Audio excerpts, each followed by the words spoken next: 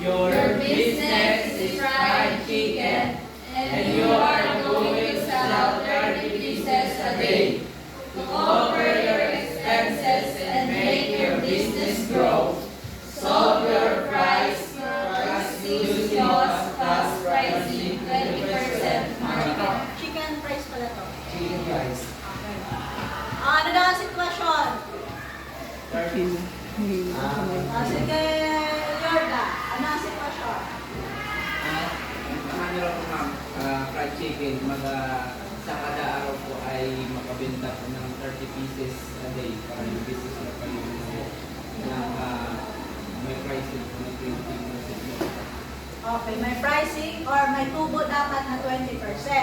Ngayon, given na yung mga kailangan yung isolve. Pag sinabi natin fixed cost, ano ulit ibig sabihin ng fixed cost? Daga. Naka-fix na, naka-ano na dyan, yung monthly nang nakabayaran mo. Naka-fix na yung Okay. nakabayaran mo naman. Tama, naka-fix. Mark, makinig ka dito ha. Ito nga sa malapit para naiintindihan mga kwento ko. Okay, ibig sabihin, pag sinabi natin fixed cost, kahit dumami man yung kanyang chicken na ma-produce sa isang araw, hindi nagbabago. Halimbawa, pag nagluto ka ng 100 chicken, magbabago ba yung parenta sa iyo? Hindi po. Hindi. That is the fixed cost. Pero kung nagbabago, halimbawa, yung variable cost ang tawag doon, yung chicken, kapag gumawa ka ng 30 pieces na chicken, syempre, 30 pieces na chicken din ang iyong kailangan. E kapag 100 na chicken, kailangan 100 din. So, nagbabago. So, yan ang ibig sabihin ng variable cost. Ngayon, ang inaano kasi natin dito, a day. So, ngayon, aalamin natin kung magkano yung bayad a day ng renta at ng equipment. Monthly kasi ito. So, ang mangyayari, yung 1,000 natin, ilan ang araw sa isang buwan? 30. Okay, usually 30 average. Fix tayo doon, ha? So, 1,000.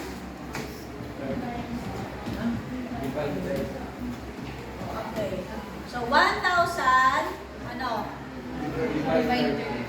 Divide 30. O, ilan? 1,000 divide 30. Ilan? 33.34. Okay. So, kapag may nakita kayong 33.33, dalawang digit lang dapat ang kukunin natin. Tayo sa after ng point. So susunod ka 33.33. Yan. Ngayon, ano ang katabi ng second digit? 3. Ngayon, kapag 3, pag 4, 3, 2, 1, hindi mo kailangan i-round off. Intindihan? So, pag sinabi round off, yung may maidadagdag dito sa binidugan.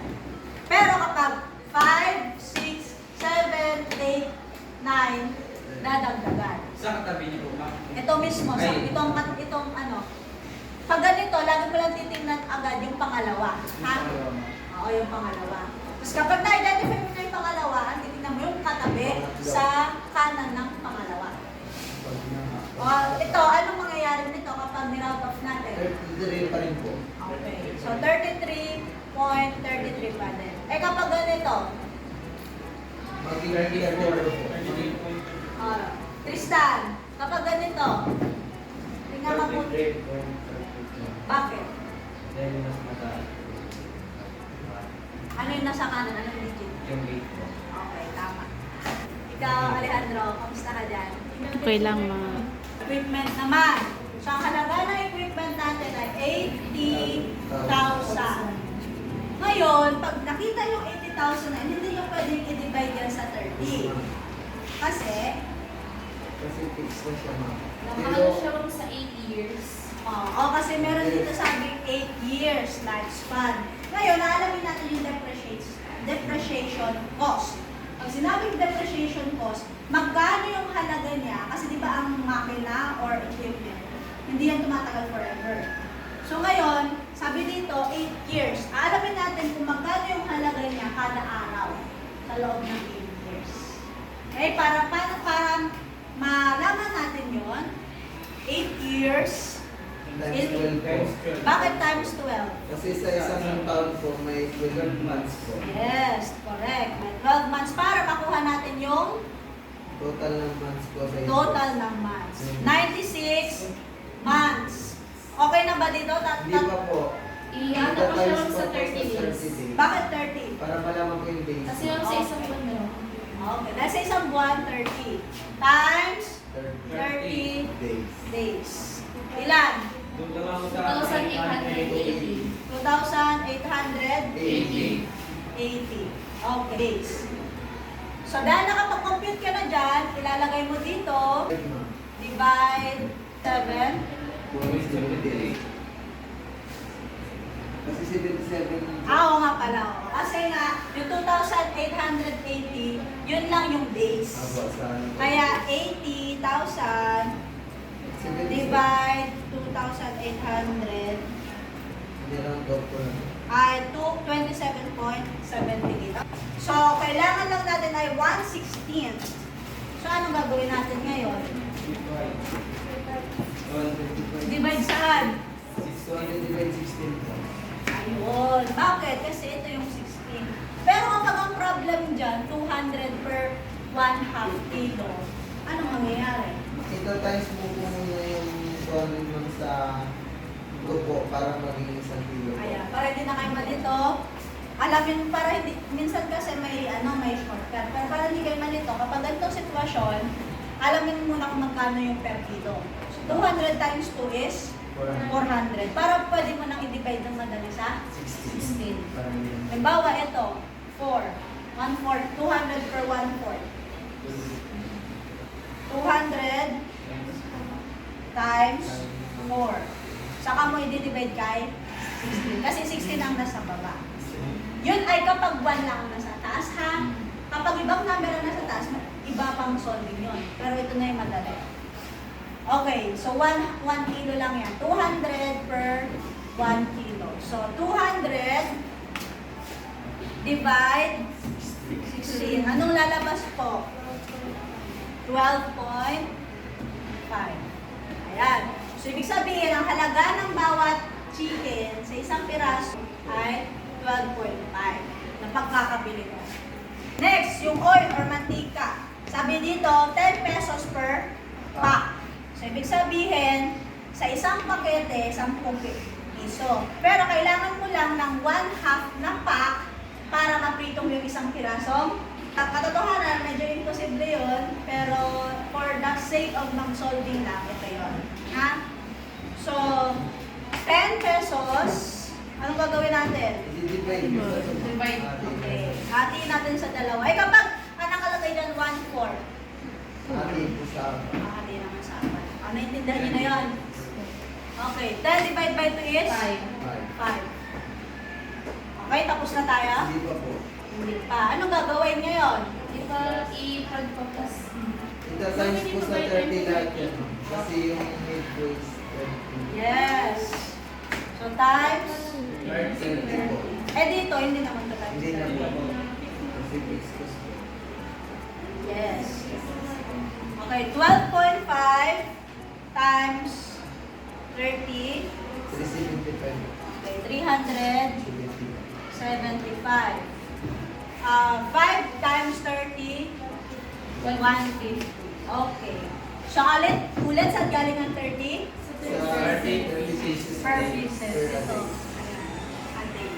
Okay, so ngayon, ano nang next na gagawin? Ipagpa-plus po Pagpa-plus lahat-lahat. Mula kanino? sa variable at fixed cost. Okay. So, pag-plus muna natin tong fixed cost. 61.11. Ito naman. 521. Okay, dahil ang formula ng total cost na pinaggastos dito is fixed cost plus variable cost, ang mangyayari ay pagpa-plus. Fixed cost plus variable cost. 61.11 plus 525. Anong lalabas? 586.11. Ayan. So, ito na yung total mo na gastos dito sa problem na to. Ngayon, ito yung total na gastos sa 30 pieces. Wala pang tubo. Ngayon, aalamin natin kung magkano ang tubo. Ilan ba yung itutubo natin? 20%. Okay. 7 divided by 30 pieces a day. O, ilan ang sagot? 19.5.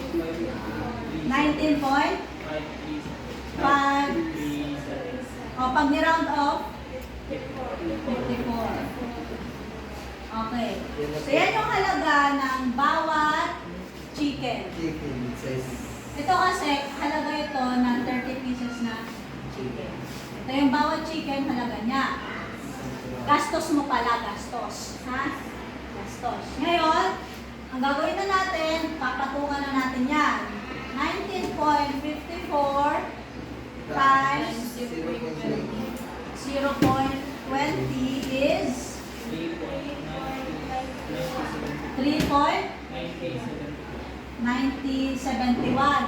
So dahil 7, ito magiging 91. Okay? Gets? So ito yung halaga ng patong natin. Naintindihan? Ngayon, ang tanong kasi doon, solve your chicken's price using cost plus pricing. So tinatanong, magkano yung chicken mo na ipag-ibebenta na sa tao. So ang mangyayari, yan, pagpa-plus natin yung talaga expenses sa magiging tubo. So ang lalabas, 19.54 plus 3.91 ay 23.45. Okay na yan kasi the 2 digits. So yan na yun. Yan na yung pinakahalaga niya. Ngayon, ang gusto ko kasi, halimbawa, dun sa tanong, walang ganitong option. May option kasi ako pipili doon. Kung walang ganitong sagot na option, ang gagawin ninyo ay i-round off. Dito na sa nearest ones. Okay. Si Trambolo, tanongin ko. Trambolo, anong mangyayari sa 3 ngayon? At ang katabi niya ay 4. I-round off natin. 2 digit lang dapat ang makita. Walang decimal. Hindi. So, 23 pesos. Huwag kakalimutan yung 2 guhit ha.